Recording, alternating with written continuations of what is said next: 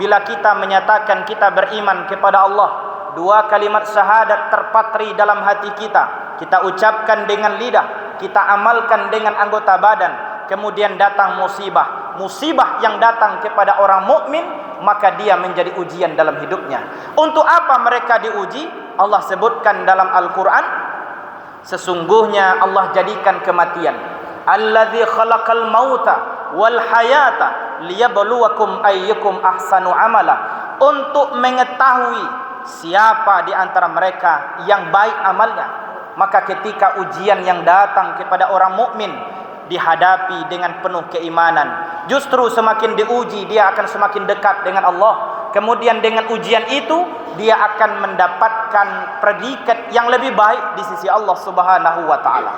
Maka ibaratkan sekolah Bapak dan Ibu, ketika seseorang sudah mendaftar, dia ikut proses pembelajaran di sebuah sekolah ataupun kuliah di perguruan tinggi, kemudian pada akhirnya untuk menaikkan levelnya kemudian dilakukan ujian, dan ketika sampai masanya dia akan bisa diwisuda, lulus keluar dari sebuah lembaga pendidikan.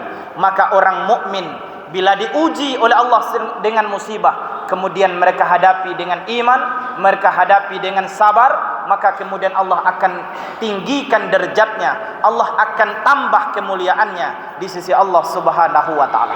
Bapak Ibu jemaah zuhur rahimakumullah. Kemudian yang kedua, ketika musibah datang dalam kehidupan manusia, ada kalanya dia akan menjadi sebuah peringatan.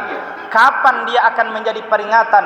Allah mengatakan dalam surah Al-A'raf ayat 96, walau anna ahlal qura amanu wattaqau lafatahna alaihim barakatim minas sama'i wal ard walakin kadzabu fa akhaznahum bima kanu yaksibun.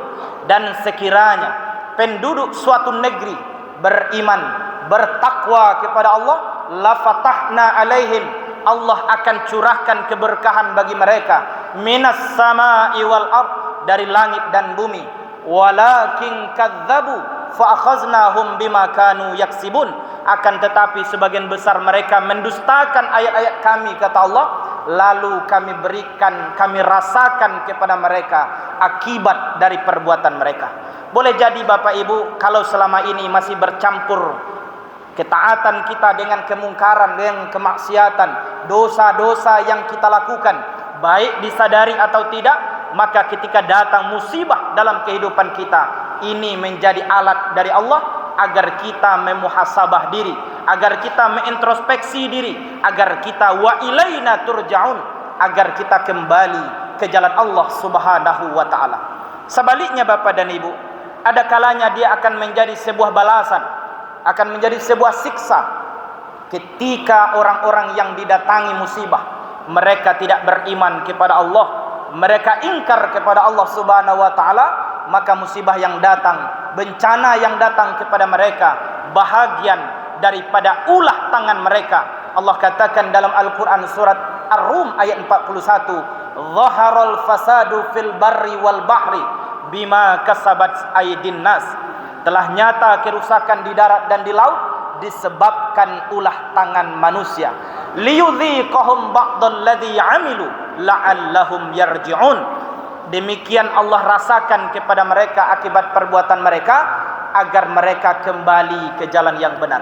Bapak dan Ibu jemaah zuhur rahimakumullah, kalau kita tidak pernah beriman, kalau kita tidak pernah taat kepada Allah, datang musibah, jangan kemudian kita katakan deh lah tiba puluh ujian. Tidak pernah ikut beriman, tidak pernah ucapkan dua kalimat syahadat, tidak pernah berusaha untuk taat kepada Allah, lalu kemudian datang musibah dia mengatakan deh lah tiba puluh ujian. Siapa yang diuji? Tentu mereka yang beriman.